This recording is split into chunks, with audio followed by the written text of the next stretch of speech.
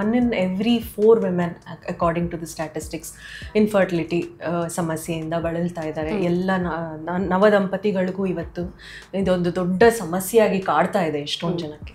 ಮೊದಲಿಂದನೇ ಇತ್ತು, ಇದು ಒಂದು ಹಳೆಯ ಪದ್ಧತಿನೇ, 3000 ವರ್ಷ ಹಳೆ ಪದ್ಧತಿ ಇದು.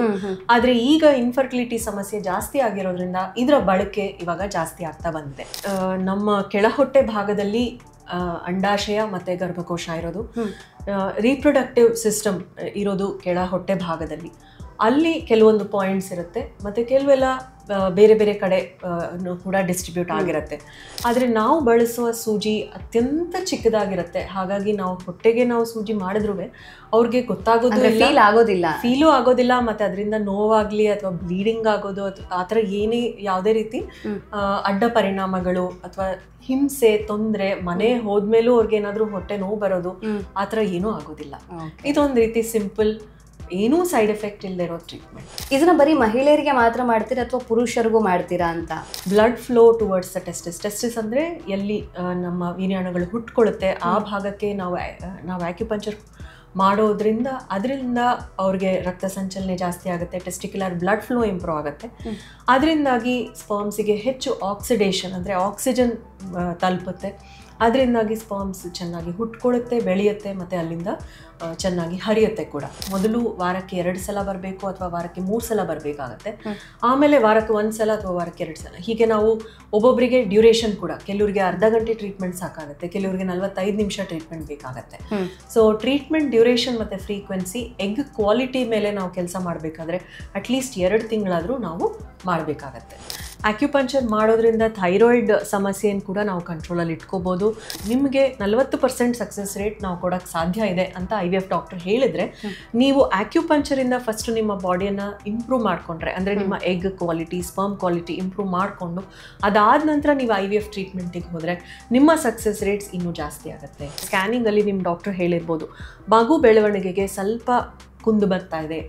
ಈಗ ನಿಮ್ಗೆ 24 ವಾರ ಇದೆ ಅಂದ್ರೆ ಮಗು ಬೆಳವಣಿಗೆ 20ನೇ ವಾರದ ತರ ಕಾಣಿಸ್ತಾ ಇದೆ. ಮಗುವಿನ ಬ್ಲಡ್ ಫ್ಲೋ ಅಂದ್ರೆ ಯೂಟ್ರೈನ್ ಬ್ಲಡ್ ಫ್ಲೋನಲ್ಲಿ ಸ್ವಲ್ಪ ಕಡಿಮೆ ಆಗಿದೆ. ಅದನ್ನ ಇನ್ನೂ ಸ್ಪೆಸಿಫಿಕ್ ಆಗಿ ಟೆಕ್ನಿಕಲ್ ಟರ್ಮ್ ಹೇಳಬೇಕು ಅಂದರೆ ಪಲ್ಸಟಾಲಿಟಿ ಇಂಡೆಕ್ಸ್ ಅಂತ ಕರಿತೀವಿ, ಅದು ಜಾಸ್ತಿ ಆಗ್ತಾ ಇದೆ. ಈ ಥರ ನಿಮ್ಮ ಸ್ಕ್ಯಾನಿಂಗಲ್ಲಿ ಏನಾದ್ರು ರಿಪೋರ್ಟ್ ಬಂದಿದ್ರೆ ಖಂಡಿತ ನೀವು ಆಕ್ಯುಪಂಚರ್ ತೊಗೊಳ್ಬೋದು. ಪ್ರೆಗ್ನೆಂಟ್ ಲೇಡಿ ಕೂಡ ಆಕ್ಯುಪಂಚರ್ ಮಾಡ್ಕೋಬೋದು. ಇದರಿಂದ ಯಾವುದೇ ರೀತಿ ದುಷ್ಪರಿಣಾಮ ಅಥವಾ ಅಡ್ಡ ಪರಿಣಾಮ ಆಗೋದಿಲ್ಲ. ಇದನ್ನು ಮಾಡೋದ್ರಿಂದ ಮಗುವಿಗೆ ಬ್ಲಡ್ ಫ್ಲೋ ಇಂಪ್ರೂವ್ ಆಗಿ ಮಗು ಗ್ರೋತ್ ಅಂಡ್ ಡೆವಲಪ್ಮೆಂಟ್ಗೆ ಕೂಡ ಹೆಲ್ಪ್ ಆಗುತ್ತೆ. ಮಿಸ್ಕ್ಯಾರೇಜ್ ಅಂದರೆ ಗರ್ಭಪಾತ ಆಗೋದು ಕೂಡ ನಾವನ್ನ ತಡಿಬೋದು.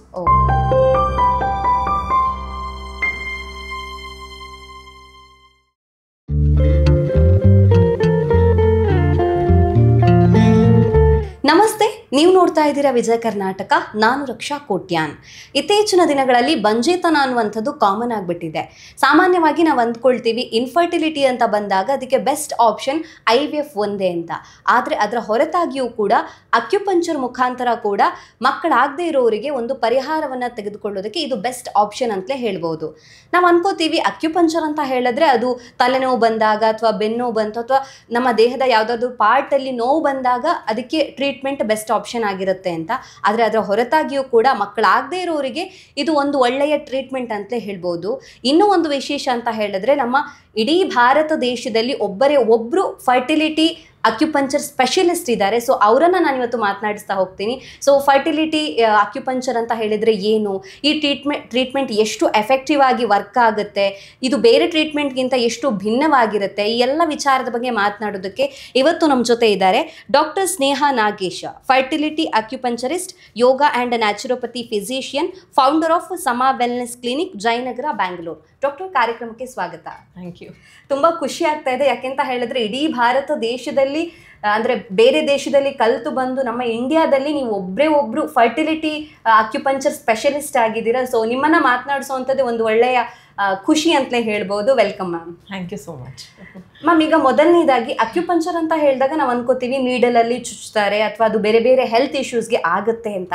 ಆದರೆ ಫರ್ಟಿಲಿಟಿ ಇಶ್ಯೂಸ್ ಬಂದಾಗ ಅಥವಾ ಬಂಜತನ ಬಂದಾಗ ಇದು ಹೇಗೆ ವರ್ಕ್ ಆಗುತ್ತೆ, ಇದರ ಪ್ರೊಸೀಜರ್ ಯಾವ ರೀತಿ ಆಗಿರುತ್ತೆ, ಇದ್ರ ಬಗ್ಗೆ ತಿಳಿಸ್ಕೊಡಿ. ಈಗ ಒಂದು 2 ದಶಕಗಳಿಂದ ಫರ್ಟಿಲಿಟಿ ಸಮಸ್ಯೆ ತುಂಬ ಹೆಚ್ಚು ಕಾಣ್ತಾ ಇದೆ. 1 in every 4 women according to the statistics infertility ಸಮಸ್ಯೆಯಿಂದ ಬಳಲ್ತಾ ಇದ್ದಾರೆ. ಎಲ್ಲ ನವದಂಪತಿಗಳಿಗೂ ಇವತ್ತು ಇದೊಂದು ದೊಡ್ಡ ಸಮಸ್ಯೆಯಾಗಿ ಕಾಡ್ತಾ ಇದೆ ಎಷ್ಟೊಂದು ಜನಕ್ಕೆ. ಎಲ್ಲ ಥರ ಟ್ರೈ ಮಾಡಿರ್ತಾರೆ, ಎಷ್ಟೊಂದು ರೀತಿ ಹಾರ್ಮೋನ್ಗಳು ಇಂಜೆಕ್ಷನ್ ತೊಗೊಂಡಿರ್ತಾರೆ, ಮಾತ್ರೆಗಳು ತೊಗೊಂಡಿರ್ತಾರೆ, IVF ಕೂಡ ಮಾಡ್ಕೊಂಡಿರ್ತಾರೆ. ಆದರೂ ಅವ್ರ ಸಮಸ್ಯೆಗೆ ಪರಿಹಾರ ಸಿಕ್ಕಿರಲ್ಲ. ಹೀಗೆ ಪರಿಹಾರ ಹುಡ್ಕೊಂಡು ಹೋಗ್ತಾ ಇರಬೇಕಾದ್ರೆ ಆಕ್ಯುಪಂಚರ್ ಅನ್ನೋದು ಒಂದು ತುಂಬ ಎಫೆಕ್ಟಿವ್ ಆಗಿದೆ ಅಂತ ಮೊದಲಿಂದನೇ ಇತ್ತು. ಇದು ಒಂದು ಹಳೆಯ ಪದ್ಧತಿನೇ, 3000 ವರ್ಷ ಹಳೆ ಪದ್ಧತಿ ಇದು. ಆದ್ರೆ ಈಗ ಇನ್ಫರ್ಟಿಲಿಟಿ ಸಮಸ್ಯೆ ಜಾಸ್ತಿ ಆಗಿರೋದ್ರಿಂದ ಇದರ ಬಳಕೆ ಇವಾಗ ಜಾಸ್ತಿ ಆಗ್ತಾ ಬಂದಿದೆ. ಈ ಫರ್ಟಿಲಿಟಿ ಆಕ್ಯುಪಂಚರ್ ಅನ್ನೋದು ಹೆಚ್ಚು ಇವಾಗ ಅಮೆರಿಕಾದಿಂದ ತುಂಬಾ ಪಾಪ್ಯುಲರ್ ಆಯಿತು. ಅದಾದ್ಮೇಲೆ ಎಲ್ಲ ಕಂಟ್ರೀಸಲ್ಲಿ ಮತ್ತೆ ಎಲ್ಲ ಕಡೆ ಈಗ ಫರ್ಟಿಲಿಟಿ ಆಕ್ಯುಪಂಚರ್ ಅನ್ನೋದು ಬಹಳ ಒಂಥರ ಮೋಸ್ಟ್ ಫ್ರೀಕ್ವೆಂಟ್ಲಿ ಸಾಟ್ ಆಫ್ಟರ್ ಟ್ರೀಟ್ಮೆಂಟ್ ಅಂತ ನಾನು ಹೇಳ್ಬೋದು. ಯಾಕೆ ಅಂತ ಹೇಳಿದ್ರೆ ಇದರಿಂದ ಯಾವುದೇ ರೀತಿ ಅಡ್ಡ ಪರಿಣಾಮ ಇಲ್ಲ. ಮತ್ತೆ ಇದನ್ನ ನೀವು ಅಲೋಪತಿ ಅಂದ್ರೆ ನೀವು ಏನು ಮಾಡ್ತಿದ್ದೀರಾ ಆ ಟ್ರೀಟ್ಮೆಂಟ್ ಜೊತೆಗೆ ಕೂಡ ಇದನ್ನ ತಗೋಬಹುದು. ಆ ಟ್ರೀಟ್ಮೆಂಟ್ ಎಫೆಕ್ಟ್ ಇದನ್ನ ಜಾಸ್ತಿ ಮಾಡಬಹುದು. ಆ ರೀತಿ ಕೂಡ ಇದು ವರ್ಕ್ ಆಗುತ್ತೆ. ಅಂದ್ರೆ it is like a parallel conjugated treatment. ಅದರ ಜೊತೆಗೆ ಅಥವಾ ನೀವು ಇದನ್ನೇ ಸ್ಟ್ಯಾಂಡ್ ಅಲೋನ್ ಟ್ರೀಟ್ಮೆಂಟ್ ಆಗಿ ಮಾಡ್ತೀನಿ ಅಂದ್ರೂ ಪರವಾಗಿಲ್ಲ. ಇನ್ಫ್ಯಾಕ್ಟ್ ನಾನು ಏನ್ ಹೇಳಕ್ ಇಷ್ಟಪಡ್ತೀನಿ ಅಂದ್ರೆ, ಅಕಸ್ಮಾತ್ ನೀವು ಪ್ರೆಗ್ನೆನ್ಸಿ ಪ್ಲಾನ್ ಮಾಡ್ತಿದ್ದೀರಾ, ಇನ್ನೂ ನೀವೇನು ಟೆಸ್ಟ್ ಕೂಡ ಮಾಡಿಸ್ಕೊಂಡಿಲ್ಲ, ಆದ್ರೆ ನೀವು ಜಸ್ಟ್ ಯೋಚನೆ ಮಾಡ್ತಾ ಇದ್ದೀರಾ ನಾನು ಪ್ರೆಗ್ನೆಂಟ್ ಆಗಬೇಕು ಅಂತ, ಅದಕ್ಕಿಂತ ಮುಂಚೆನೇ ನೀವು ಆಕ್ಯುಪಂಚರ್ ಸ್ಟಾರ್ಟ್ ಮಾಡಬಹುದು. ಆಕ್ಯುಪಂಚರ್ ಇಂದ ನಿಮ್ಮ ಹಾರ್ಮೋನಲ್ ಬ್ಯಾಲೆನ್ಸ್ ಆಗುತ್ತೆ, ನಿಮ್ಮ ಸೈಕಲ್ಸ್ ಇರೆಗ್ಯುಲರ್ ಆಗಿದ್ರೆ ರೆಗ್ಯುಲರೈಸ್ ಆಗುತ್ತೆ. ಮತ್ತೆ ನಿಮ್ಗೇನಾದ್ರೂ ಓವುಲೇಷನಲ್ ಪ್ರಾಬ್ಲಮ್ಸ್ ಅಂದ್ರೆ ಮಂತ್ಲಿ ಪ್ರತಿಯೊಂದು ಮಹಿಳೆಗೂ ಒಂದು ಅಂಡಾಣು ರಿಲೀಸ್ ಆಗುತ್ತೆ, ಒಂದು ಎಗ್ ಆಚೆ ಬರುತ್ತೆ. ಆ ಮೊಟ್ಟೆ ಬಿಡುಗಡೆ ಆಗಕ್ಕೆ ಕೂಡ ಆಕ್ಯುಪಂಚರ್ ತುಂಬಾನೇ ಹೆಲ್ಪ್ ಮಾಡುತ್ತೆ. ಮತ್ತೆ ಗಂಡಸರಲ್ಲಿ ವೀರ್ಯಾಣುಗಳ ಉತ್ಪತ್ತಿಗೆ ಮತ್ತೆ ವೀರ್ಯಾಣುಗಳ ಬೆಳವಣಿಗೆಗೆ ಆಕ್ಯುಪಂಚರ್ ಇಂದ ತುಂಬಾ ಸಹಾಯ ಆಗುತ್ತೆ. ಅದು ಎಲ್ಲದ್ರ ಜೊತೆಗೆ ಒಂದು ರೀತಿ ಆಂಗ್ಸೈಟಿ ಇರುತ್ತೆ, ನಾನು ತಾಯಿ ಆಗ್ಬೇಕು, ನಾನು ತಾಯಿ ಬಯಸ್ತಾ ಇದ್ದೀನಿ, ಆದ್ರೆ ನಂಗೆ ತಾಯಿ ಆಗಕ್ ಆಗ್ತಾ ಇಲ್ಲ ಅನ್ನೋ ತುಂಬಾ ಜನಕ್ಕೆ ಹತಾಶೆ, ನಿರಾಸೆ ಮತ್ತೆ ಆಂಗ್ಸೈಟಿ ಇರುತ್ತೆ. ಈ ಆಂಗ್ಸೈಟಿನ ನಾವು ಆಕ್ಯುಪಂಚರ್ ಮುಖಾಂತರ ತುಂಬಾ ಚೆನ್ನಾಗಿ ನಾವು ಅದನ್ನ ರಿಲೀಫ್ ಮಾಡ್ಬೋದು. ಮತ್ತೆ ಅವರಲ್ಲಿ ಒಂದು ರೀತಿ ಹೊಸದಾಗಿ ಚೈತನ್ಯ ಬರುತ್ತೆ. ಮತ್ತೆ ಅವ್ರನ್ನ ನಾವು ಫಿಸಿಕಲಿ ಮೆಂಟಲಿ ಆಕ್ಯುಪಂಚರ್ ಇಂದ ಪ್ರೆಗ್ನೆನ್ಸಿಗೆ ನಾವು ರೆಡಿ ಮಾಡ್ಬೋದು. ಅಂದ್ರೆ ಇಲ್ಲಿ ಹೊಟ್ಟೆಗೆ ನೀಡಲ್ಸ್ ಅನ್ನ ಚುಚ್ತೀರಾ ಹೇಗೆ ಅಂತ? ಹೌದು, ನಮ್ಮ ಕೆಳಹೊಟ್ಟೆ ಭಾಗದಲ್ಲಿ ಅಂಡಾಶಯ ಮತ್ತೆ ಗರ್ಭಕೋಶ ಇರೋದು, ರೀಪ್ರೊಡಕ್ಟಿವ್ ಸಿಸ್ಟಮ್ ಇರೋದು ಕೆಳಹೊಟ್ಟೆ ಭಾಗದಲ್ಲಿ. ಅಲ್ಲಿ ಕೆಲವೊಂದು ಪಾಯಿಂಟ್ಸ್ ಇರುತ್ತೆ, ಮತ್ತೆ ಕೆಲವೆಲ್ಲ ಬೇರೆ ಬೇರೆ ಕಡೆ ಕೂಡ ಡಿಸ್ಟ್ರಿಬ್ಯೂಟ್ ಆಗಿರುತ್ತೆ. ನಾವು ಆಕ್ಯುಪಂಚರ್ ಚಿಕಿತ್ಸೆಯಲ್ಲಿ ಲೋಕಲ್ ಪಾಯಿಂಟ್ಸ್ ಮತ್ತೆ ಡಿಸ್ಟಲ್ ಪಾಯಿಂಟ್ಸ್ ಅಂತ ಕರಿತೀವಿ. ಅಂದ್ರೆ ನಾವು ಎಂಬ್ರಿಯೋ ಅಂತ ಫಾರ್ಮ್ ಆಗ್ಬೇಕಾದ್ರೇನೆ ಡರ್ಮಟೋಮ್ಸ್ ಅಂತ ಹೇಳ್ತೀವಿ. ಅಂದ್ರೆ ಕೆಲವು ಭಾಗಕ್ಕೆ ಸಂಬಂಧ ಇದೆ ಅಂತ ನಾವು ಹೇಳ್ತೀವಿ. ಸೊ ಇದರ ನರ್ವ್ ಡಿಸ್ಟ್ರಿಬ್ಯೂಷನ್ ಪ್ರಕಾರ ನಾವು ಬೇರೆ ಬೇರೆ ಪಾಯಿಂಟ್ಸ್ನ ನಾವು ಸೆಲೆಕ್ಟ್ ಮಾಡ್ತೀವಿ. ಹೆಚ್ಚಿನ ಪಾಯಿಂಟ್ಸ್ ಅಫ್ಕೋರ್ಸ್ ಕೆಳ ಹೊಟ್ಟೆ ಭಾಗದಲ್ಲಿರುತ್ತೆ, ಆದರೆ ನಾವು ಬಳಸುವ ಸೂಜಿ ಅತ್ಯಂತ ಚಿಕ್ಕದಾಗಿರುತ್ತೆ. ಹಾಗಾಗಿ ನಾವು ಹೊಟ್ಟೆಗೆ ನಾವು ಸೂಜಿ ಮಾಡಿದ್ರೂ ಅವ್ರಿಗೆ ಫೀಲು ಆಗೋದಿಲ್ಲ, ಮತ್ತೆ ಅದರಿಂದ ನೋವಾಗ್ಲಿ ಅಥವಾ ಬ್ಲೀಡಿಂಗ್ ಆಗೋದು ಆ ಥರ ಯಾವುದೇ ರೀತಿ ಅಡ್ಡ ಪರಿಣಾಮಗಳು ಅಥವಾ ಹಿಂಸೆ, ತೊಂದರೆ, ಮನೆ ಹೋದ್ಮೇಲೂ ಅವ್ರಿಗೆ ಏನಾದ್ರೂ ಹೊಟ್ಟೆ ನೋವು ಬರೋದು ಆ ಥರ ಏನೂ ಆಗೋದಿಲ್ಲ. ಇದೊಂದು ರೀತಿ ಸಿಂಪಲ್, ಏನೂ ಸೈಡ್ ಎಫೆಕ್ಟ್ ಇಲ್ಲದೆ ಇರೋ ಟ್ರೀಟ್ಮೆಂಟ್. ಇದನ್ನ ಬರೀ ಮಹಿಳೆಯರಿಗೆ ಮಾತ್ರ ಮಾಡ್ತೀರಾ ಅಥವಾ ಪುರುಷರಿಗೂ ಮಾಡ್ತೀರಾ ಅಂತ? ಖಂಡಿತ, ಪುರುಷರಲ್ಲಿ ಕೂಡ ಇವತ್ತು 50% ಇದು ನಾವು ತಗೊಂಡ್ರೆ ಫರ್ಟಿಲಿಟಿ ಸಮಸ್ಯೆಗಳಲ್ಲಿ ಪುರುಷರಲ್ಲೂ ಕೂಡ ಇದೆ. ಪುರುಷರಲ್ಲಿ ಇವಾಗ ಎಷ್ಟೊಂದು ಸಲ ನಾವೇನು ನೋಡ್ತಿದ್ದೀವಿ ಅಂದರೆ, ಅವ್ರ ಸ್ಲೀಪ್ ಡಿಸ್ಟರ್ಬೆನ್ಸಸ್ ಇಂದನೋ ಅಥವಾ ಲೈಫ್ ಸ್ಟೈಲ್ ಇಂದನೋ, ಹೆಚ್ಚು ಲ್ಯಾಪ್ಟಾಪ್ ಉಪಯೋಗಿಸ್ಕೊಳ್ಳೋದ್ರಿಂದನೋ ಅಥವಾ ಸ್ಟ್ರೆಸ್ ಇಂದನೋ ಸ್ಪರ್ಮ್ಸ್ ತುಂಬ ಕಡಿಮೆ ಆಗ್ತಾ ಇದೆ. ಇದನ್ನ ನಾವು ಟೆರಟೋಝೂಸ್ಪರ್ಮಿಯಾ, ಅಝೂಸ್ಪರ್ಮಿಯಾ ಆ ಥರ ಬೇರೆ ಬೇರೆ ಇದನ್ನ ಕಂಡೀಷನ್ಸ್ ಇದೆ. ಪ್ರತಿಯೊಂದು ಇದರಲ್ಲೂ ಆಕ್ಯುಪಂಚರಿಂದ ಸಹಾಯ ಆಗುತ್ತೆ. ಮೇನ್ ಆಕ್ಯುಪಂಚರಿಂದ ಯಾವ ಥರ ಪುರುಷರಿಗೆ ವೀರ್ಯಾಣುಗಳಿಗೆ ಹೆಲ್ಪ್ ಆಗುತ್ತೆ ಅಂತ ಹೇಳಿದ್ರೆ, blood flow towards the testis ಅಂದರೆ ಎಲ್ಲಿ ನಮ್ಮ ವೀರ್ಯಾಣುಗಳು ಹುಟ್ಕೊಳ್ಳುತ್ತೆ ಆ ಭಾಗಕ್ಕೆ ನಾವು ಆಕ್ಯುಪಂಚರ್ ಮಾಡೋದ್ರಿಂದ ಅದರಿಂದ ಅವ್ರಿಗೆ ರಕ್ತ ಸಂಚಲನೆ ಜಾಸ್ತಿ ಆಗುತ್ತೆ, ಟೆಸ್ಟಿಕ್ಯುಲರ್ ಬ್ಲಡ್ ಫ್ಲೋ ಇಂಪ್ರೂವ್ ಆಗುತ್ತೆ. ಅದರಿಂದಾಗಿ ಸ್ಪರ್ಮ್ಸಿಗೆ ಹೆಚ್ಚು ಆಕ್ಸಿಡೇಷನ್ ಅಂದರೆ ಆಕ್ಸಿಜನ್ ತಲುಪುತ್ತೆ. ಅದರಿಂದಾಗಿ ಸ್ಪರ್ಮ್ಸ್ ಚೆನ್ನಾಗಿ ಹುಟ್ಕೊಳ್ಳುತ್ತೆ, ಬೆಳೆಯುತ್ತೆ, ಮತ್ತು ಅಲ್ಲಿಂದ ಚೆನ್ನಾಗಿ ಹರಿಯುತ್ತೆ ಕೂಡ. ಸೊ ಅದರಲ್ಲಿ ಒಂದು ಚೈತನ್ಯ ಜಾಸ್ತಿ ಆಗುತ್ತೆ, ಸ್ಪರ್ಮ್ಸಲ್ಲಿ ಇರೋ ಚೈತನ್ಯ ಜಾಸ್ತಿ ಆಗುತ್ತೆ. ಮತ್ತೆ ಎಲ್ಲ ರೀತಿ ಸಮಸ್ಯೆಗಳು, ಪುರುಷರಲ್ಲಿ ಯಾವುದೇ ರೀತಿ ಸಮಸ್ಯೆಗಳಿದ್ರೂ ಕೂಡ ಎಲ್ಲದನ್ನೂ ನಾವು ಆಕ್ಯುಪಂಚರಿಂದ ನಾವು ಹೆಚ್ಚು ಇಂಪ್ರೂವ್ ಮಾಡ್ಬೋದು. ಎಷ್ಟೊಂದು ಜನಕ್ಕೆ ವೀರ್ಯಾಣುಗಳು ಉತ್ಪತ್ತಿ ಆಗ್ತಿರತ್ತೆ, ಆದರೆ ಅದು ಜೆನೆಟಿಕಲಿ ಕರೆಕ್ಟ್ ಆಗಿರಲ್ಲ. ಅದನ್ನು ನಾವು ಫ್ರಾಗ್ಮೆಂಟೆಡ್ DNA ಅಂತಲೂ ಕೂಡ ಕರಿತೀವಿ. ಅಂಥವರಿಗೆ ಕೂಡ ನಾವು ಆಕ್ಯುಪಂಚರಿಂದ ಒಳ್ಳೆ ಕ್ವಾಲಿಟಿ ಆಫ್ ದ ಸ್ಪರ್ಮ್ಸ್, ಅಂದರೆ ಇನ್ನೂ ಹೆಚ್ಚು ಒಳ್ಳೆ ವೀರ್ಯಾಣುಗಳನ್ನ ಉತ್ಪತ್ತಿ ಆಗೋ ಥರ ನಾವು ಮಾಡಬಹುದು. ಅದರಿಂದ ಕೂಡ ನಾವು ಬಂಜೆತನನ ನಿವಾರಣೆ ಮಾಡೋಕ್ಕಾಗತ್ತೆ. ಯಾಕೆಂತ ಹೇಳಿದ್ರೆ ಈಗ ಇನ್ಫರ್ಟಿಲಿಟಿ ಅಂತ ಬಂದಾಗ ಮುಂಚಿನ ಥರ ಇಲ್ಲ ಯೋಚನೆ, ಬರೀ ಹೆಂಗಸರೇ ಕಾರಣ ಆಗಿರ್ತಾರೆ ಅಂತಲ್ಲ, ಪುರುಷರು ಕೂಡ ಕಾರಣ ಆಗಿರ್ತಾರೆ. ಅವರಿಗೂ ಕೂಡ ಟ್ರೀಟ್ಮೆಂಟ್ ಕೊಡಬೇಕಾಗುತ್ತೆ ಅಂತ. ಅಂದ್ರೆ ಈಗ ಪುರುಷರಾಗ್ಲಿ ಮಹಿಳೆಯರಾಗ್ಲಿ ಹೊಟ್ಟೆಯಲ್ಲೇ ಆ ನೀಡಲ್ಸ್ ಅನ್ನ ಪಾಸ್ ಮಾಡ್ತೀರಾ, ಅಂದ್ರೆ ಅಲ್ಲೇ ಟ್ರೀಟ್ಮೆಂಟ್ ಕೊಡ್ತೀರಾ? ಕೆಳ ಹೊಟ್ಟೆ ಭಾಗದಲ್ಲಿರುತ್ತೆ, ಕೆಲವೊಂದು ಮೇಲ್ ಹೊಟ್ಟೆ ಭಾಗದಲ್ಲಿರುತ್ತೆ, ಕೆಲವೊಂದು ಪಾಯಿಂಟ್ಸ್ ಕೈಗಳಲ್ಲಿ ಮತ್ತೆ ಕಾಲುಗಳಲ್ಲಿ ಇರುತ್ತೆ. ಓಕೆ, ಈಗ ಸ್ಟಾರ್ಟಿಂಗ್ ಬಂದಾಗ ಕಪಲ್ಸ್ ನಿಮ್ಮ ಹತ್ರ ಫಸ್ಟ್ ಡಯಾಗ್ನೋಸಿಸ್ ಮಾಡಕ್ ಹೇಳ್ತೀರಾ, ಆಮೇಲೆ ಟ್ರೀಟ್ಮೆಂಟ್ ಇದನ್ನ ಮಾಡಬಹುದು ಅಂತ ನೀವು ಚೂಸ್ ಮಾಡ್ತೀರಾ, ಹೇಗೆ ಅಂತ? ಹೌದು, ಅದು ಯಾವ ಬಂಜೆತನಕ್ಕೆ ಎಷ್ಟೊಂದು ಕಾರಣಗಳಿದೆ.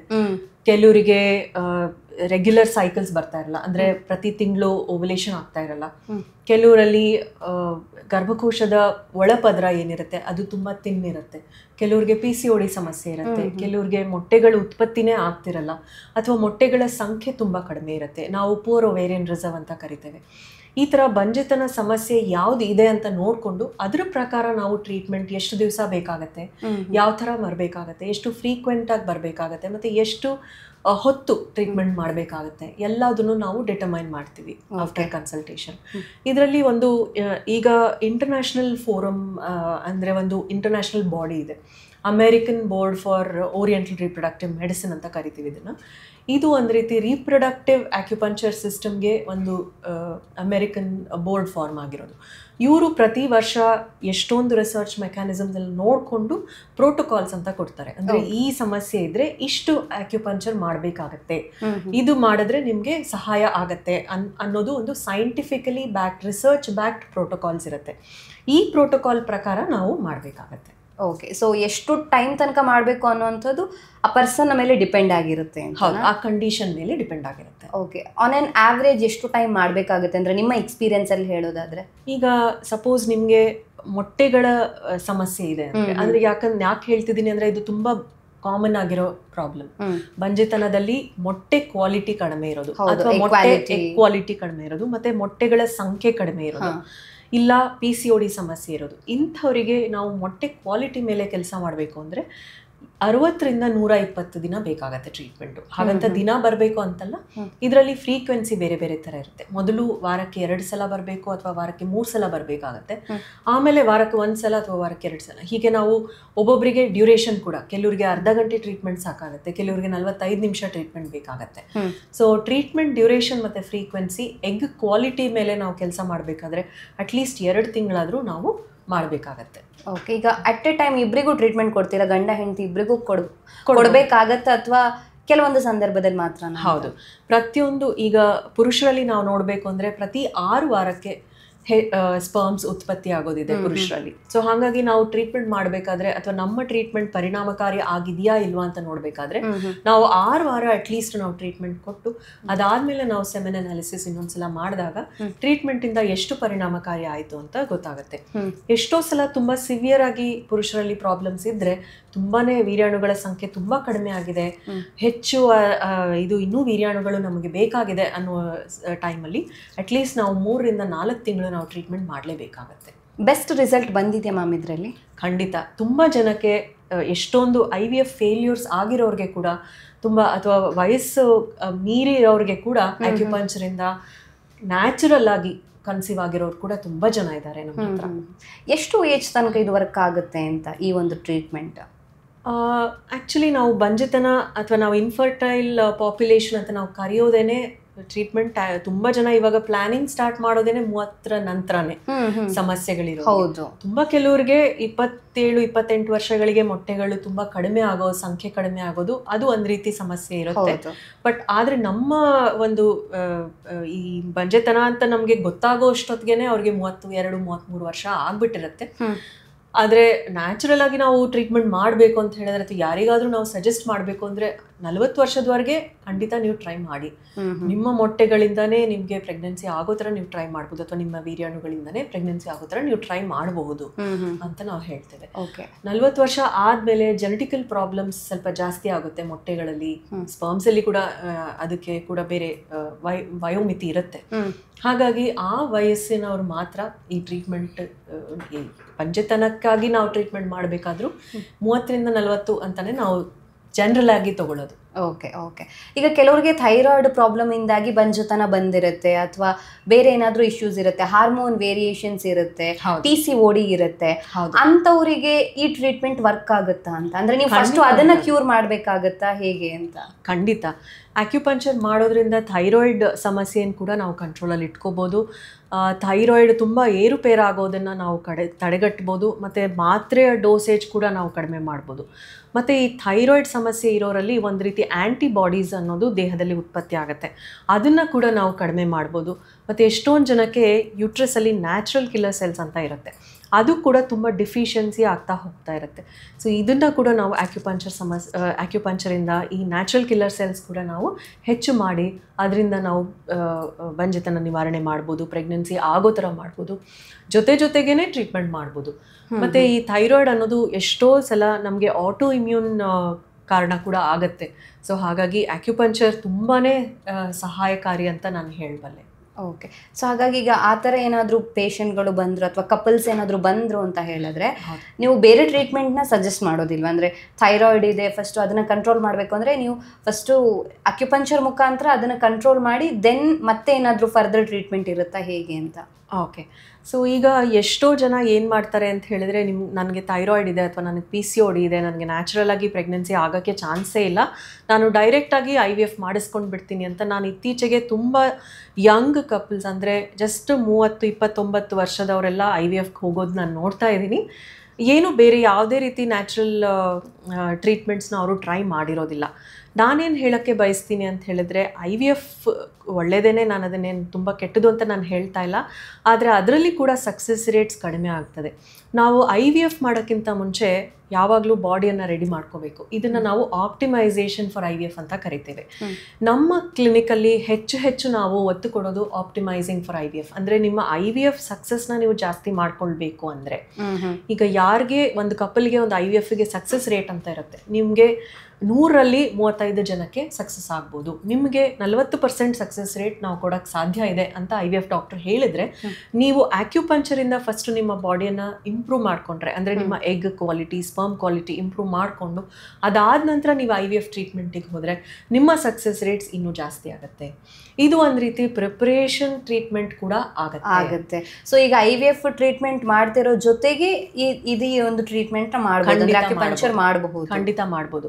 ನಮ್ಮಲ್ಲಿ ಎಷ್ಟೋ ಜನ ಮುಂಚೆ IVF ಮಾಡಿದೀವಿ, ಆದರೆ ಯಾವುದೂ ನಮಗೆ ಅದರಿಂದ ಎಂಬ್ರಿಯೋಸ್ ಯಾವುದೂ ಫಾರ್ಮ್ ಆಗಿಲ್ಲ, ಅಥವಾ ನಮಗೆ ಮೊಟ್ಟೆನೇ ಬೆಳವಣಿಗೆ ಆಗಲಿಲ್ಲ, ಅಥವಾ ಡಾಕ್ಟ್ರು ನಮಗೆ ಎಷ್ಟೊಂದು ಇಂಜೆಕ್ಷನ್ ಕೊಟ್ಟರು ಆದರೆ ನಮಗೊಂದು ಮೊಟ್ಟೆನೇ ಸಿಕ್ಕಲಿಲ್ಲ, ಅಥವಾ ಮೊಟ್ಟೆನೂ ಸಿಕ್ಕಿದೆ, ವೀರ್ಯಾಣುನೂ ಸಿಕ್ಕಿದೆ, ಆದರೆ ಅದರಿಂದ ಎಂಬ್ರಿಯೋ ಒಳ್ಳೆ ಕ್ವಾಲಿಟಿ ಬಂದಿಲ್ಲ ಅಂತವರು ತುಂಬ ಜನ ಬಂದಿದ್ದಾರೆ.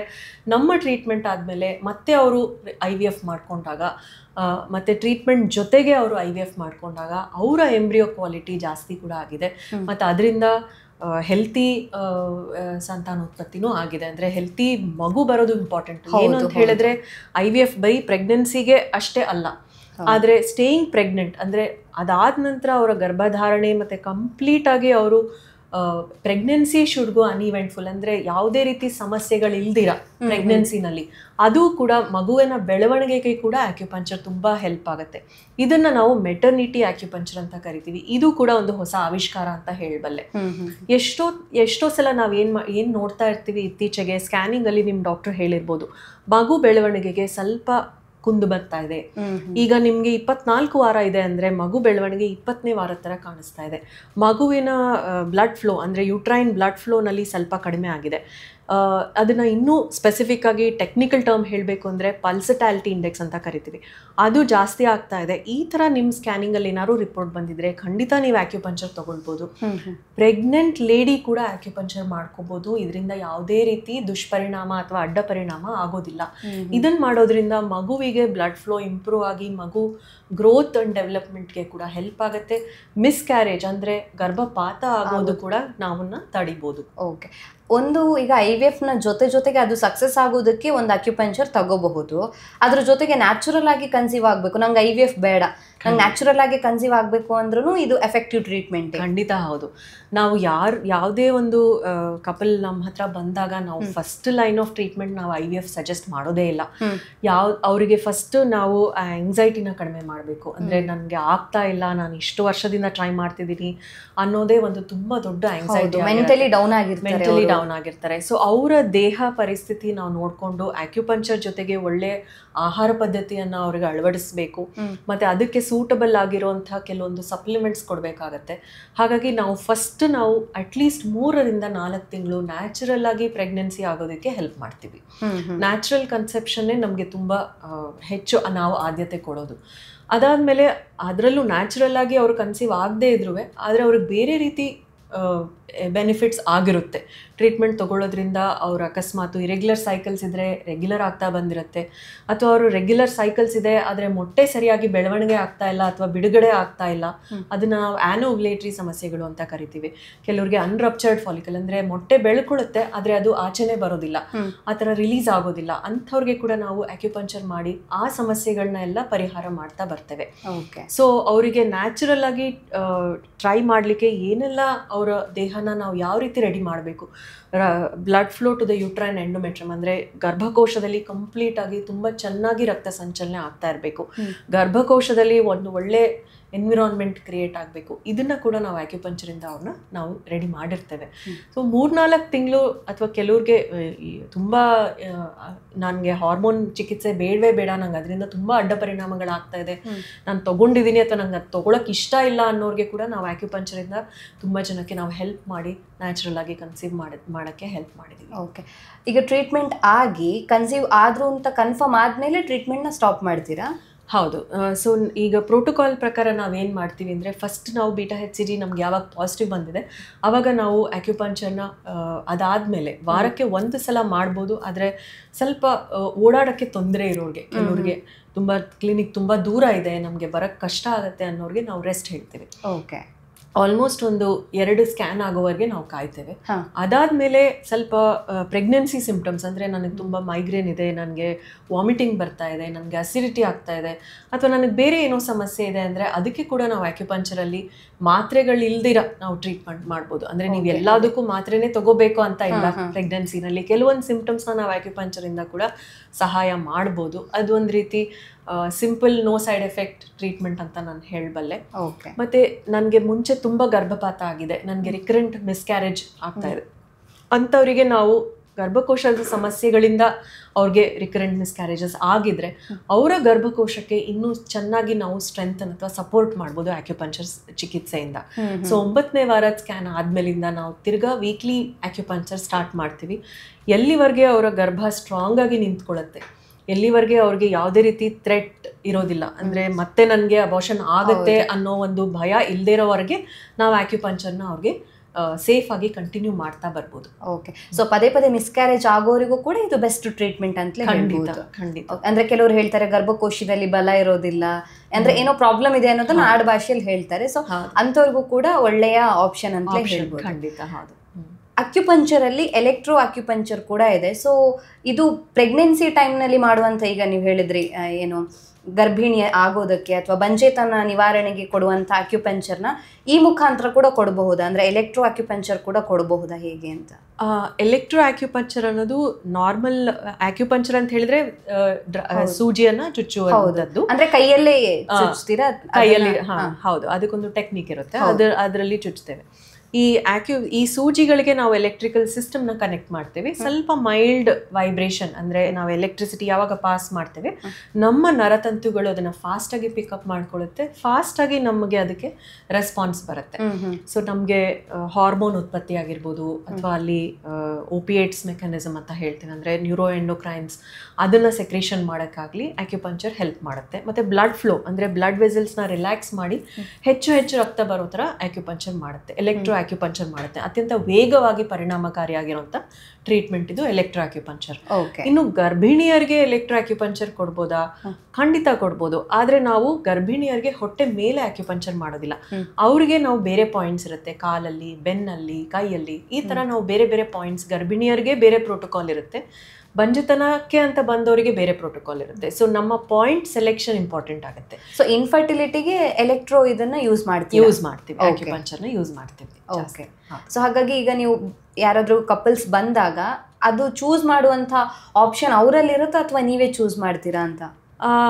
ಎಲೆಕ್ಟ್ರೋನ ಅಥವಾ ನ್ಯಾಚುರಲ್ ಆಗಿ ಹ್ಯಾಂಡ್ ಮೇಡ್ ಇದು ಮಾಡ್ಬೇಕು? ಈಗ ಹೆಚ್ಚಿನ ಪಕ್ಷ ಎಲೆಕ್ಟ್ರೋ ಆಕ್ಯುಪಂಚರೇ ಎಲ್ರಿಗೂ ಮಾಡೋದು, ಯಾಕಂದ್ರೆ ಪ್ರತಿಯೊಬ್ಬರಿಗೂ ಫಾಸ್ಟ್ ರಿಸಲ್ಟ್ಸ್ ಬೇಕು, ತುಂಬಾ ಟೈಮ್ ಇರೋದಿಲ್ಲ. ಹೌದು.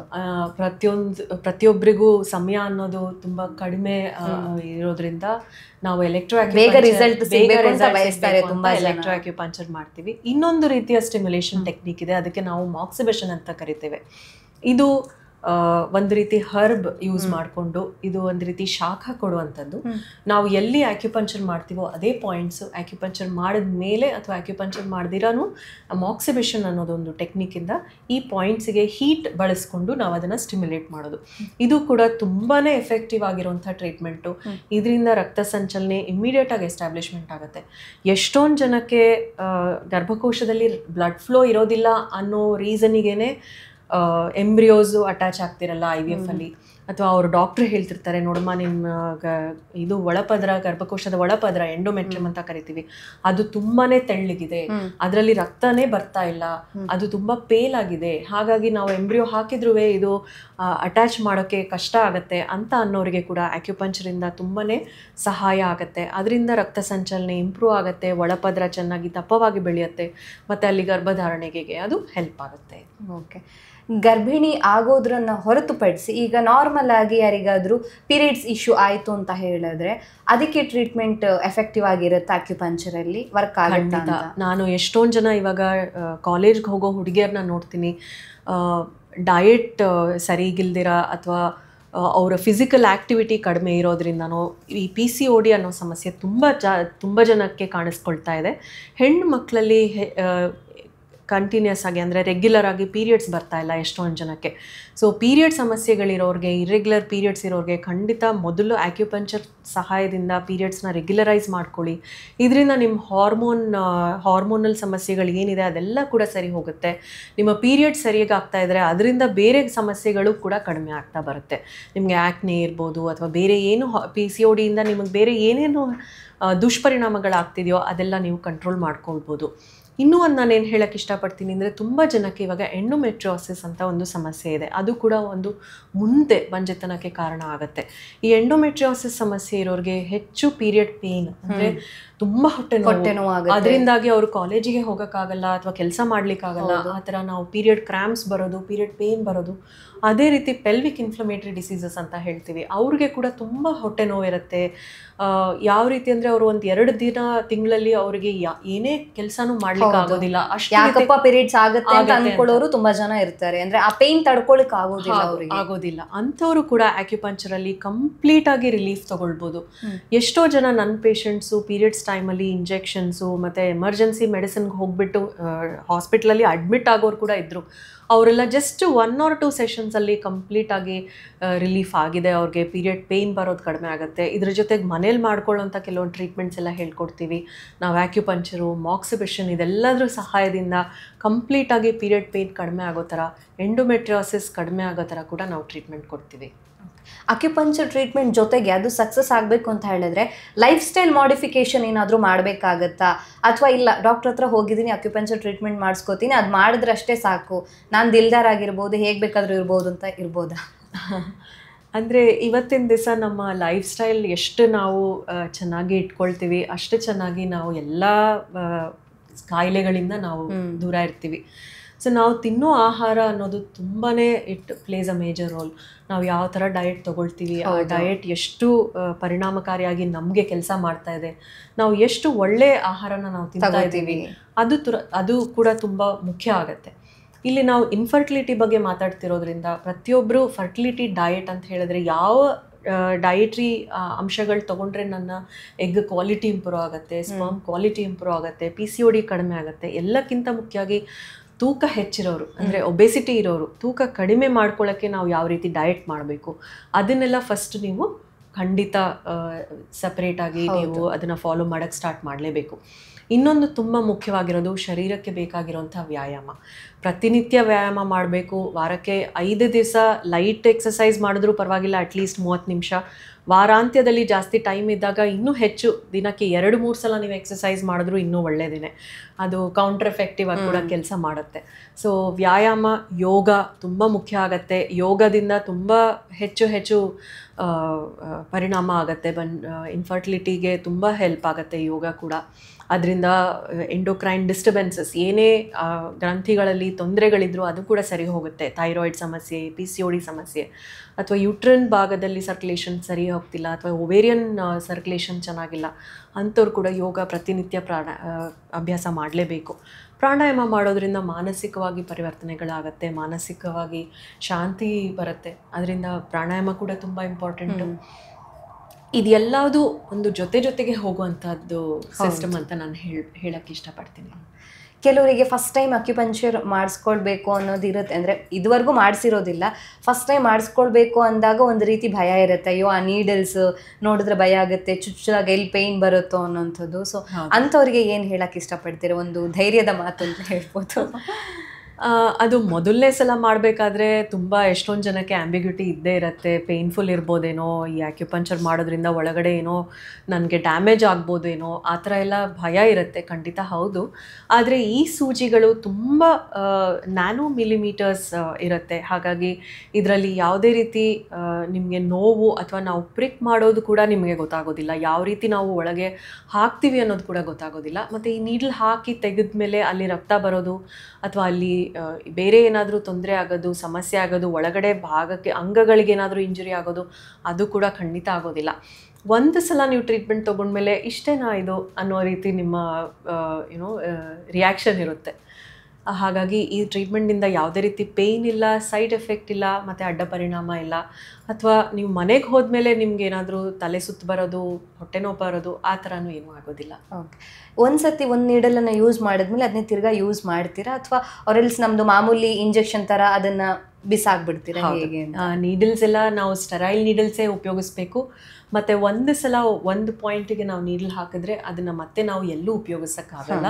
ಅದನ್ನು ಕಂಪ್ಲೀಟಾಗಿ ನಾವು ಡಿಸ್ಕಾರ್ಡ್ ಮಾಡಬೇಕಾಗತ್ತೆ. ಓಕೆ ಡಾಕ್ಟರ್, ಈಗ ಬಂಜೆತನ ಬರೋದಕ್ಕೆ ಬೇರೆ ಬೇರೆ ಕಾರಣ ಇರುತ್ತೆ. ಸೊ ಯಾವುದೇ ಕಾರಣ ಇದ್ರೂ ಕೂಡ ಆ ಬಂಜೆತನ ನಿವಾರಣೆ ಆಗಬೇಕು, ಮಕ್ಕಳನ್ನ ಪಡಿಬೇಕು ಅಂತ ಹೇಳಿದ್ರೆ ಅಕ್ಯುಪಂಕ್ಚರ್ ಟ್ರೀಟ್ಮೆಂಟ್ ಮೊರೆ ಹೋಗಬಹುದಾ? ಅದೇ ಬೆಸ್ಟ್ ಆಪ್ಷನ್ ಆಗಿರುತ್ತಾ ಅಂತ? ಇದು ನಿಮ್ಮ ದೇಹವನ್ನು ಆಪ್ಟಿಮೈಸ್ ಮಾಡೋಕ್ಕೂ ಕೂಡ ಹೆಲ್ಪ್ ಮಾಡುತ್ತೆ. ಆಪ್ಟಿಮೈಸಿಂಗ್ ಫರ್ಟಿಲಿಟಿ ಅನ್ನೋದು ತುಂಬಾ ಇಂಪಾರ್ಟೆಂಟ್. ಅಂದರೆ ನಿಮ್ಮ ನ್ಯಾಚುರಲ್ ಫರ್ಟಿಲಿಟಿ, ಬಾಡಿಯಲ್ಲಿ ಪ್ರತಿಯೊಂದು ಮನುಷ್ಯನಿಗೂ ರೀಪ್ರೊಡಕ್ಟಿವ್ ಕೆಪಾಸಿಟಿ ಇರುತ್ತೆ. ಇನ್ನೇಟ್ ನ್ಯಾಚುರಲ್ ಫರ್ಟಿಲಿಟಿ ಅಂತ ಕರಿತೀವಿ. ಇದನ್ನು ಹೆಚ್ಚು ಫಸ್ಟ್ ಮಾಡ್ಕೊಳ್ಬೇಕಾಗತ್ತೆ. ಆವಾಗ ನೀವು ಬೇರೆ ಯಾವುದೇ ಅಡ್ವಾನ್ಸ್ಡ್ ಫರ್ಟಿಲಿಟಿ ಟ್ರೀಟ್ಮೆಂಟ್ಸ್ ತೊಗೊಂಡ್ರೂ ಅದು ತುಂಬ ಹೆಚ್ಚು ಪರಿಣಾಮಕಾರಿ ಆಗುತ್ತೆ. ಸೊ ಆಕ್ಯುಪಂಕ್ಚರ್ನ ನೀವು ಪ್ರಿಪ್ರೇಟರಿ ಟ್ರೀಟ್ಮೆಂಟ್ ಆಗೂ ತೊಗೋಬೋದು, ಕಾಂಜುಗೇಟೆಡ್ ಟ್ರೀಟ್ಮೆಂಟ್ ಅಂದರೆ ನಾನು IVF ಮಾಡಿಸ್ಕೊತಾ ಇದ್ದೀನಿ, ನಾನು ಸ್ಟಿಮ್ಯುಲೇಷನ್ ಇಂಜೆಕ್ಷನ್ಸ್ ತೊಗೊಳ್ತಾ ಇದ್ದೀನಿ, ಅಥವಾ ನಾನು ಈ ತಿಂಗಳು ನಾನು ಎಂಬ್ರಿಯೋ ಟ್ರಾನ್ಸ್ಫರ್ ಮಾಡಿಸ್ಕೊತಾ ಇದ್ದೀನಿ, ಅಥವಾ ನಾನು IUI ಚಿಕಿತ್ಸೆ ಮಾಡಿಸ್ಕೊತಾ ಇದ್ದೀನಿ. ನೀವು ಯಾವುದೇ ರೀತಿ ಚಿಕಿತ್ಸೆ ಮಾಡಿದ್ರೂ ಆಕ್ಯುಪಂಕ್ಚರ್ ಅದರ ಜೊತೆಗೆ ಹ್ಯಾಂಡ್ ಇನ್ ಹ್ಯಾಂಡ್ ಕೂಡ ನೀವು ಇದನ್ನು ತೊಗೊಳ್ಬೋದು. ಮತ್ತು ಎಷ್ಟೋ ಕಡೆ ಸ್ಟಿಮ್ಯುಲೇಷನ್ ಮಾಡುವಾಗ, ಅಂದರೆ ಕೆಲವ್ರಿಗೆ ಇಂಜೆಕ್ಷನ್ಸ್ ಕೊಡ್ತಾ ಇರ್ತಾರೆ, 10 ದಿವಸ ಇಂಜೆಕ್ಷನ್ ಕೊಟ್ಟರು ಮೊಟ್ಟೆ ಬೆಳವಣಿಗೆ ಆಗಿರೋದಿಲ್ಲ. ಅಂಥ ಟೈಮಲ್ಲಿ acupuncture ads like a alternative stimulation pattern. So ನಿಮ್ಗೆ ಅವಾಗ ನಂಬರ್ ಆಫ್ ಇಂಜೆಕ್ಷನ್ಸ್, ನಿಮ್ಗೆ ಬೇಕಾಗಿರೋಂಥ ಹಾರ್ಮೋನಲ್ ಇಂಜೆಕ್ಷನ್ಸ್ ಕೂಡ ಕಡಿಮೆ ಆಗುತ್ತೆ ಆಕ್ಯುಪಂಕ್ಚರ್ ತೊಗೊಳೋದ್ರಿಂದ. ಇದು ಒಂದು ರೀತಿ ಇನ್ನೂ ಬೂಸ್ಟ್ ಮಾಡುತ್ತೆ ಸಿಸ್ಟಮ್ನ ಅಂತ ನಾನು ಹೇಳ್ಬೋದು. ಸೊ ಬೇರೆ ಟ್ರೀಟ್ಮೆಂಟ್ ಜೊತೆಗೆ ಇದನ್ನು ಒಂದು ರೀತಿಯಾಗಿ ಬೆಸ್ಟ್ ಆಪ್ಷನ್ ಆಗಿ ಕೂಡ ಸೈಡಲ್ಲಿ ತಗೋಬೋದು. ಅಂದರೆ ನೀವಾಗಲೇ ಹೇಳಿದಾಗೆ IVF ಸಕ್ಸಸ್ ಆಗೋದಕ್ಕೂ ಆಗೋದಕ್ಕೂ ಇದು ಹೆಲ್ಪ್ ಆಗುತ್ತೆ, ಅಥವಾ ಸಪರೇಟ್ ಆಗಿ ಈ ಟ್ರೀಟ್ಮೆಂಟ್ ಅನ್ನ ಕೂಡ ಆಪ್ಟ್ ಮಾಡಬಹುದು ಅಂತ? ಹೌದು. ಈಗ ಒಂದು ಜನರಲ್ ಆಗಿ ನಾನು ಬೇಸ್ಡ್ ಆನ್ ಸ್ಟ್ಯಾಟಿಸ್ಟಿಕ್ಸ್ ನಿಮಗೆ ಸಕ್ಸಸ್ ರೇಟ್ಸ್ ನಾನು ಹೇಳಬೇಕು ಅಂತ ಹೇಳಿದ್ರೆ, ಒಂದು ಕಪಲ್ ಬಂದಾಗ ನಾನು ನ್ಯಾಚುರಲ್ ಆಗಿ ಕನ್ಸೀವ್ ಆಗಬೇಕು ಅಂತ ಹೇಳಿದ್ರೆ ಅವರ chances of natural conception acupuncture try ಮಾಡುವಾಗ 10% ಜಾಸ್ತಿ ಆಗುತ್ತೆ. ನಾನು IUI ಚಿಕಿತ್ಸೆ ಮಾಡ್ತಾ ಇದ್ದೀನಿ, ನಾನು ಮುಂಚೆ IUI ಮಾಡಿಸ್ಕೊಂಡಿದ್ದೀನಿ, ಅಥವಾ ನಾನು ಇದೇ ಮೊದಲನೇ ಸಲ IUI ಮಾಡಿಸ್ಕೊತಾ ಇದ್ದೀನಿ, ನಾನು ಅದ್ರ ಜೊತೆಗೆ ನಾನು ಆಕ್ಯುಪಂಚರ್ ತೊಗೊಳ್ಳ ಅಂತ ಹೇಳಿದ್ರೆ ಖಂಡಿತ ನಿಮ್ಮ IUI ಚಾನ್ಸಸ್ ಆಫ್ ಸಕ್ಸಸ್ ಕೂಡ ಆಕ್ಯುಪಂಚರ್ ತೊಗೊಂಡಾಗ ಜಾಸ್ತಿ ಆಗುತ್ತೆ ಬೈ 17%. ಅದೇ ರೀತಿ ನಾನು IVF ಮಾಡಿಸ್ಕೊತಾ ಇದ್ದೀನಿ, ನಾನು ಮೊಟ್ಟೆ ಬೆಳವಣಿಗೆ ಮಾಡಿಸ್ಕೊತಾ ಇದ್ದೀನಿ, ಈ ಮಂತು ಅಂದರೆ ಸ್ಟಿಮ್ಯುಲೇಷನ್ ತೊಗೊಳ್ತಾ ಇದ್ದೀನಿ, ಮತ್ತು ಆ ಟೈಮಲ್ಲಿ ಕೂಡ ನೀವು ಆಕ್ಯುಪಂಚರ್ನ ಜೊತೆಗೆ ತೊಗೊಳ್ಬೋದು. ಅದರಿಂದಾಗಿ ಮೊಟ್ಟೆಗಳಿಗೆ ಹೋಗುವಂಥ ರಕ್ತ ಸಂಚಲನೆ ಜಾಸ್ತಿ ಆಗುತ್ತೆ. ಪೆರಿಫಾಲಿಕ್ಯುಲರ್ ಬ್ಲಡ್ ಫ್ಲೋ ಅಂತ ಕರಿತೀವಿ. ಇದರಿಂದಾಗಿ ಏನಾಗುತ್ತೆ, ಮೊಟ್ಟೆಗೆ ಹೆಚ್ಚು ನ್ಯೂಟ್ರಿಷನ್ ಸಿಗುತ್ತೆ. ಆವಾಗ ಮೊಟ್ಟೆ ಚೆನ್ನಾಗಿ ಬೆಳವಣಿಗೆ ಆಗೋದಕ್ಕೆ ಮತ್ತು ಜೆನೆಟಿಕಲಿ ಮೆಚ್ಯೂರ್ ಆಗೋದಕ್ಕೆ ಆಕ್ಯುಪಂಚರ್ ಹೆಲ್ಪ್ ಮಾಡುತ್ತೆ. ಸೊ ಇದರಿಂದಾಗಿ ಊಸೈಟ್ ಕ್ವಾಲಿಟಿ ಇಂಪ್ರೂವ್ ಆಗುತ್ತೆ ಮತ್ತು ನಂಬರ್ಸ್ ಕೂಡ ಜಾಸ್ತಿ ಆಗುತ್ತೆ. ಅಂದರೆ ನನಗೆ ತುಂಬ ಹೋದ್ಸಲ ನಾನು IVF ಮಾಡಿಸ್ಕೊಂಡಿದ್ದೆ, ನನಗೆ ಒಂದೇ ಎಂಬ್ರಿಯೋ ಸಿಕ್ಕಿದೆ, ನನಗೆ ಇಷ್ಟೆಲ್ಲ ನಾನು ದುಡ್ಡು ಖರ್ಚು ಮಾಡಿದ್ದೀನಿ, ಆದರೆ ನನಗೆ ಒಂದೇ ಒಂದು ಎಂಬ್ರಿಯೋ ಬಂದಿದೆ ಅಂಥವರಿಗೆ ಕ್ವಾಲಿಟಿ ಮತ್ತು ಕ್ವಾಂಟಿಟಿ ಎರಡೂ ಕೂಡ ಸಮಸ್ಯೆ ಇರೋರಿಗೆ ಕೂಡ ಆಕ್ಯುಪಂಚರಿಂದ ಕ್ವಾಲಿಟಿ ಮತ್ತು ಕ್ವಾಂಟಿಟಿ ಎರಡೂ ಕೂಡ ನಾವು ಇನ್ಕ್ರೀಸ್ ಮಾಡಬಹುದಾಗತ್ತೆ. ಅದೇ ರೀತಿ ನಾವು ಪುರುಷರಲ್ಲಿ ಕೂಡ ನನಗೆ ವೀರ್ಯಾಣುಗಳು ಬರ್ತಾನೇ ಇಲ್ಲ, ನನಗೆ ಹೋದ್ಸಲ ಅಷ್ಟು ಒಳ್ಳೆ ವೀರ್ಯಾಣುಗಳು ಸಿಕ್ಕಿಲ್ಲ ನಾನು ಟ್ರೈ ಮಾಡುವಾಗ ಅಂತ ಹೇಳುವಾಗ, ನಾವು ಪುರುಷರಲ್ಲಿ ಕೂಡ 2 ರಿಂದ 3 ತಿಂಗಳು ನಾವು ಆಕ್ಯುಪಂಚರ್ ಮಾಡುವಾಗ ವೀರ್ಯಾಣುಗಳ ಸಂಖ್ಯೆ ಜಾಸ್ತಿ ಆಗುತ್ತೆ. ಅದರಿಂದಾಗಿ ಫಾರ್ಮ್ ಆಗೋ ಎಂಬ್ರಿಯೋಸ್ ಇನ್ನೂ ಹೆಲ್ತಿಯಾಗಿರುತ್ತೆ. ಡಾಕ್ಟರ್, ಈಗ ಫರ್ಟಿಲಿಟಿ ಸ್ಪೆಷಲಿಸ್ಟ್ ಇರ್ತಾರಲ್ಲ, ಅಥವಾ ಈಗ ಮಕ್ಕಳು ಆಗೋದಕ್ಕೆ ಸಮಸ್ಯೆ ಇದೆ ಅಂದಾಗ ನಾವು ಒಂದು ಸೆಂಟರ್ಗೆ ಹೋಗ್ತೀವಿ, IVF ಸೆಂಟರ್ಗೆ ಹೋಗ್ತೀವಲ್ಲ, ಅಲ್ಲೇ ಈ ರೀತಿ ಅಕ್ಯುಪಂಚರ್ ಟ್ರೀಟ್ಮೆಂಟ್ ಅವೈಲೇಬಲ್ ಇರುತ್ತಾ, ಅಥವಾ ಸಪ್ರೇಟ್ ಆಗಿ ನಾವು ಅದಕ್ಕೆ ಬೇರೆ ಹಾಸ್ಪಿಟಲ್ಗೆ ಹೋಗಬೇಕು, ಬೇರೆ ಸೆಂಟರ್ನ ಹುಡುಕಬೇಕು ಅಂತ ಇರುತ್ತಾ ಅಂತ? ಓಕೆ, ಈ ಫರ್ಟಿಲಿಟಿ ಆಕ್ಯುಪಂಚರ್ ಅನ್ನೋದು ತುಂಬ ನಿಶ್ ಟ್ರೀಟ್ಮೆಂಟ್ ಅಂತ ಹೇಳ್ಬೋದು. ಅಂದರೆ ತುಂಬ ಸ್ಪೆಷಲೈಸ್ಡ್ ಪರ್ಸನ್ ಮಾಡಬೇಕಾಗತ್ತೆ, ಇದಕ್ಕೆ ಎಲ್ಲ ಅದ್ರ ಬಗ್ಗೆ ಅವೇರ್ನೆಸ್ ಇರೋರು ಮಾಡಬೇಕಾಗತ್ತೆ. ಈಗ ಅಮೆರಿಕಾದಲ್ಲಿ ಆಲ್ಮೋಸ್ಟ್ 85% ಆಫ್ ಫರ್ಟಿಲಿಟಿ ಕ್ಲಿನಿಕ್ಸಲ್ಲಿ ಆಕ್ಯುಪಂಚರಿಸ್ಟ್ ಒಳಗಡೆನೇ ಇರ್ತಾರೆ. ಯಾಕಂದರೆ ಪ್ರತಿಯೊಂದು ಸ್ಟೇಜಲ್ಲೂ ಹಂತವಾಗಿ ನಾವು ಆಕ್ಯುಪಂಚರ್ ಮಾಡ್ತಾ ಇರ್ತೀವಿ. ಎಂಬ್ರಿಯೋ ಟ್ರಾನ್ಸ್ಫರ್ ಯಾವತ್ತು ಇದು ಅವ್ರಿಗೆ ಎಂಬ್ರಿಯೋ ಟ್ರಾನ್ಸ್ಫರ್ ಆಗ್ತಾ ಇದೆ ಅವತ್ತಿನ ದಿವಸ ಕೂಡ ಅರ್ಧ ಗಂಟೆ ಮುಂಚೆ ಅರ್ಧ ಗಂಟೆ ಆದಮೇಲೆ ನಾವು ಆಕ್ಯುಪಂಚರ್ ಮಾಡಿದ್ರೆ 30% ಅದು ಚಾನ್ಸಸ್ ಇಂಪ್ರೂವ್ ಮಾಡುತ್ತೆ, ಕನ್ಸೆಪ್ಷನ್ ಆಗೋ ಚಾನ್ಸಸ್ ಇಂಪ್ರೂವ್ ಮಾಡುತ್ತೆ ಅನ್ನೋದು ರಿಸರ್ಚ್ ಮುಖಾಂತರ ಇದೆ. ಹಾಗಾಗಿ ಪ್ರತಿಯೊಂದು ಆಕ್ಯುಪಂಚರ್ ಕ್ಲಿನಿಕಲ್ಲೂ ಅಮೆರಿಕಾದಲ್ಲಿ ಆಕ್ಯುಪಂಚರಿಸ್ಟ್ ಒಳಗಡೆನೆ ಅಂದರೆ ಕ್ಲಿನಿಕಲ್ಲೇ ಅವೈಲಬಲ್ ಇರ್ತಾರೆ. ಇಲ್ಲಿ ನಾವು ಬೆಂಗಳೂರಲ್ಲಿ ಅದನ್ನ ಸ್ಟಾರ್ಟ್ ಮಾಡ್ತಾ ಇದ್ದೇವೆ. ಪ್ರತಿಯೊಂದು IVF ಕ್ಲಿನಿಕಲ್ಲಿ ಆಕ್ಯುಪಂಚರ್ ಫೆಸಿಲಿಟಿ ಸಿಗಬೇಕು, ಪ್ರತಿಯೊಬ್ಬರಿಗೂ ಈ ಅವಕಾಶ ಸಿಗಬೇಕು, ಮತ್ತೆ ಇದರಿಂದ ಅವರ ಟ್ರೀಟ್ಮೆಂಟ್ ಸಕ್ಸಸ್ ರೇಟ್ಸ್ ಇಂಪ್ರೂವ್ ಆಗಬೇಕು ಅಂತ ನಾವು ಇದನ್ನ ಬಯಸ್ತಾ ಇದ್ದೀವಿ. ಅದ್ರ ಕಡೆ ಕೆಲಸ ಮಾಡ್ತಾ ಇದ್ದೀವಿ. ಓಕೆ, ಸೊ ಬೆಂಗಳೂರಲ್ಲೂ ಕೂಡ ಅವೈಲೇಬಲ್ ಇದೆಯಾ ಈ ತರ ಫೆಸಿಲಿಟಿ? ಹೌದು, ಅಂದ್ರೆ IVF ಸೆಂಟರ್ ಒಳಗಡೆನೆ ಆಕ್ಯುಪಂಚರ್ ಟ್ರೀಟ್ಮೆಂಟ್ ಅವೈಲೇಬಲ್ ಇದೆ. ಖುಷಿ ಫರ್ಟಿಲಿಟಿ ಅಂತ ಬನ್ನಿರ್ಘಟ್ಟ ರೋಡ್ ಇರೋ ಕಡೆ ಅವೈಲೇಬಲ್ ಇದೆ. ಓಕೆ, ಸೊ ಹಾಗಾಗಿ ಇದೊಂದು ಟೀಮ್ ಅನ್ನೋ ತರ ವರ್ಕ್ ಆಗುತ್ತೆ. ಒಂದ್ ಕಡೆಯಿಂದ IVF ಸ್ಪೆಷಲಿಸ್ಟ್ ಕೂಡ ಇರ್ತಾರೆ, ಅದ್ರ ಜೊತೆಗೆ ಅಕ್ಯುಪಂಚರ್ ಸ್ಪೆಷಲಿಸ್ಟ್ ಕೂಡ ಇರ್ತಾರೆ. ಸೊ IVF ಸಕ್ಸಸ್ ಆಗ್ಬೇಕು ಅಥವಾ ಬಂಜೆತನ ನಿವಾರಣೆ ಆಗ್ಬೇಕು ಅಂತ ಹೇಳಿದ್ರೆ ಇಬ್ರು ಒಂದು ರೀತಿ ಒಟ್ಟಾಗಿ ಕೆಲಸ ಮಾಡಿ ಫರ್ಟಿಲಿಟಿ ಪ್ರಾಬ್ಲಮ್ ಇತ್ತು ಅಂದಾಗ ಅದನ್ನ ಹೋಗ್ಲಾಡ್ಸೋದಕ್ಕೆ ಟ್ರೈ ಮಾಡ್ತಾರೆ. ಸೊ 1 to 1 ಕನೆಕ್ಟೆಡ್ ಆಗಿ ಟ್ರೀಟ್ಮೆಂಟ್ ಹೋಗ್ತಾ ಇರುತ್ತೆ. Thank you so much ma'am. ನಮ್ಮ ಇವತ್ತಿನ ಕಾರ್ಯಕ್ರಮದಲ್ಲಿ ಫರ್ಟಿಲಿಟಿ ಅಕ್ಯುಪಂಚರ್ ಬಗ್ಗೆ ಹೆಚ್ಚಿನ ಮಾಹಿತಿಯನ್ನ ತಿಳಿಸ್ಕೊಟ್ಟಿದ್ದೀರಾ. IVF ಸಕ್ಸಸ್ ಆಗಬೇಕು ಅಂತ ಹೇಳಿದ್ರು ಕೂಡ ಇದು ಹೆಲ್ಪ್ ಆಗುತ್ತೆ, ಅದ್ರ ಜೊತೆಗೆ ಇದನ್ನ ಮಾಡೋದ್ರಿಂದಾಗಿ ಸಕ್ಸಸ್ ರೇಟ್ ಇನ್ನೂ ಕೂಡ ಹೆಚ್ಚಾಗುತ್ತೆ, ಅಥವಾ ನ್ಯಾಚುರಲ್ ಆಗಿ ಕನ್ಸೀವ್ ಆಗಬೇಕು ಅಂತ ಹೇಳಿದ್ರು ಕೂಡ ಹೆಲ್ಪ್ ಆಗುತ್ತೆ ಅನ್ನೋದನ್ನ ತಿಳಿಸ್ಕೊಟ್ಟಿದ್ದೀರಾ. Thank you so much. Thank you for inviting. ನಮ್ಮ ಇವತ್ತಿನ ಕಾರ್ಯಕ್ರಮದಲ್ಲಿ ಫರ್ಟಿಲಿಟಿ ಅಕ್ಯುಪಂಚರ್ ಟ್ರೀಟ್ಮೆಂಟ್ನ ಬಗ್ಗೆ ಹೆಚ್ಚಿನ ಮಾಹಿತಿಯನ್ನು ಡಾಕ್ಟರ್ ನಮಗೆ ತಿಳಿಸ್ಕೊಟ್ಟಿದ್ದಾರೆ. ಆರೋಗ್ಯಕ್ಕೆ ಸಂಬಂಧಿಸಿದಂಥ ಹೆಚ್ಚಿನ ವಿಡಿಯೋಗಳನ್ನು ನಮ್ಮ ವಿಜಯ ಕರ್ನಾಟಕ ಹೆಲ್ತ್ ಪೇಜ್ನಲ್ಲಿ ನೀವು ನೋಡಬಹುದು.